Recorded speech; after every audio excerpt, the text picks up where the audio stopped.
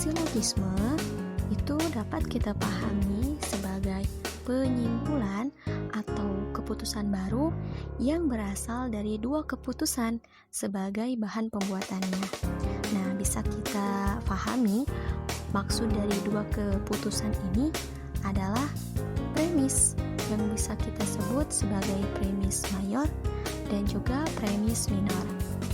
Sedangkan penyimpulan itu adalah suatu keputusan yang diambil dari premis mayor dan premis minor.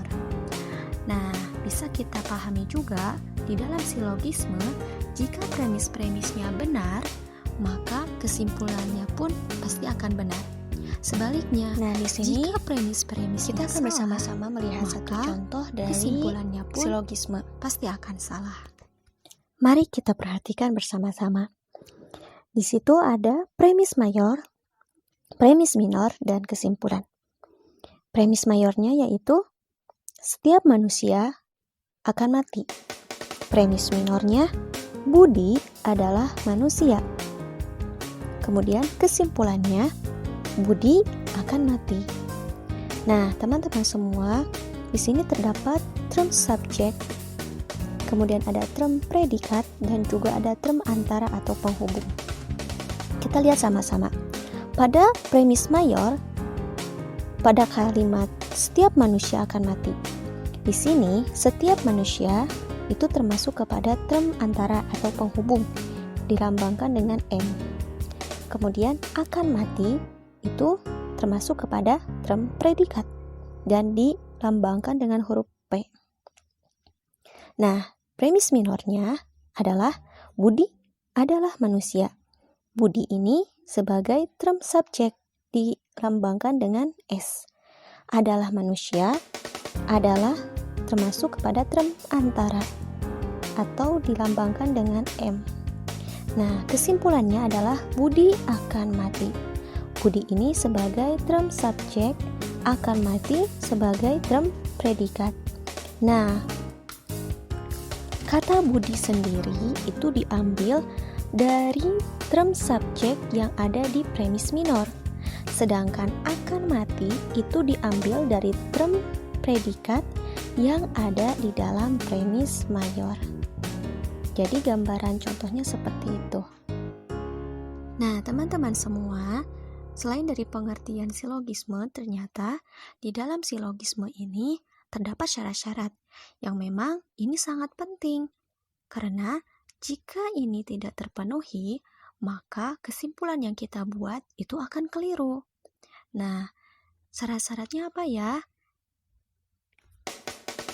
Syarat-syarat dari silogisme yang pertama adalah tidak boleh mengandung lebih atau kurang dari 3 term. Contohnya, lumba-lumba itu lucu. Kemudian, bintang itu indah. Kesimpulannya, jadi tidak bisa dibuat kesimpulan. Karena apa? Karena di dalam premis mayor dan premis minornya itu terdiri dari kurang dari 3 term. Jadi, kalau kurang dari 3 term itu tidak bisa untuk dijadikan konklusi atau tidak bisa dibuatkan kesimpulan. Yang kedua, term antara atau penghubung itu tidak boleh masuk ke dalam kesimpulan. Seperti yang sudah tadi dicontohkan di awal bahwa yang terdapat di dalam kesimpulan adalah term subjek dan term predikat. Sedangkan term antara atau penghubung itu tidak ada.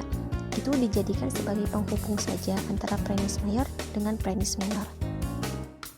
Yang ketiga, jika premis mayor dan premis minornya afirmatif atau positif, maka kesimpulannya pun harus positif juga. Seperti yang dicontoh di awal, setiap manusia akan mati, itu premis mayornya. Sedangkan premis minornya, budi adalah manusia. Nah, di dalam premis mayor dan premis minor ini adalah afirmatif atau positif. Maka dari itu, kesimpulannya pun adalah budi akan mati. Kesimpulannya pun ikut positif. Tidak jadi seperti ini, budi tidak akan mati, tidak seperti itu. Jika budi tidak akan mati, itu adalah suatu kesimpulan yang sangat salah gitu. Karena yang namanya manusia pasti akan mati. Kemudian yang keempat, kedua premis itu tidak boleh negatif. Contohnya, premis mayornya batu bukan binatang. Minornya anjing bukan batu. Jadi kesimpulannya anjing bukan binatang. Nah, kalau seperti itu adalah kesimpulan yang salah. Masa iya anjing bukan binatang? Tentu saja kan anjing itu binatang. Nah, maka dari itu, di dalam syarat silogisme, kedua premis itu tidak boleh negatif. Syarat yang kelima yaitu jika salah satu premis partikular, maka kesimpulannya pun harus partikular. Contohnya, semua anak di sekolah itu manusia. Ini universal ya, karena semua gitu ya. Kemudian premis minornya, sebagian anak di sekolah tidak amanah. Nah, pada premis minor ini termasuk partikular. Kenapa? Karena di sana terdapat sebagian anak. Maka untuk kesimpulannya jadi sebagian anak di sekolahan tidak amanah. Seperti itu. Jadi kesimpulannya berbentuk partikular, yaitu sebagian. Nah, bagaimana jika ternyata kesimpulannya jadi universal? Jika universal, maka akan berubah menjadi semua anak di sekolah tidak amanah. Apakah semua anak di sekolah tidak amanah? Tentu saja tidak. Tidak semua anak di sekolah pasti tidak amanah gitu. Syarat silogisme yang keenam yaitu jika salah satu premis negatif, maka kesimpulannya pun harus negatif. Contohnya, semua korupsi tidak disenangi, premis mayornya. Premis minornya, sebagian pejabat korupsi. Maka konklusinya adalah sebagian pejabat tidak disenangi. Jadi, konklusinya atau kesimpulannya pun ikut negatif karena di dalam salah satu premisnya itu ada yang negatif, yaitu kata tidak. Seperti itu. Kemudian, syarat silogisme yang ketujuh yaitu jika salah satu premis negatif dan partikular, maka kesimpulannya harus negatif dan partikular. Kita lihat lagi kepada contoh yang tadi. Semua korupsi tidak disenangi, premis mayornya. Premis minornya, sebagian pejabat korupsi. Maka kesimpulannya adalah sebagian pejabat tidak disenangi. Nah, di dalam kesimpulan ini terdapat negatif premisnya, karena premisnya negatif. Kemudian, dan partikular juga ada kata sebagian. Seperti itu. Nah, selain dari adanya syarat-syarat silogisme, di dalam silogisme itu sendiri terdapat macam-macam silogisme. Yang pertama, ada silogisme kategoris. Silogisme kategoris adalah silogisme yang semua posisinya merupakan proposisi kategoris. Contoh, premis mayornya, semua tanaman membutuhkan air. Nah, kemudian premis minornya, padi adalah tanaman. Berarti kesimpulannya adalah padi membutuhkan air. Seperti itu. Kemudian ada juga silogisme hipotetis. Nah, di dalam silogisme hipotetis ini ada terbagi lagi ya.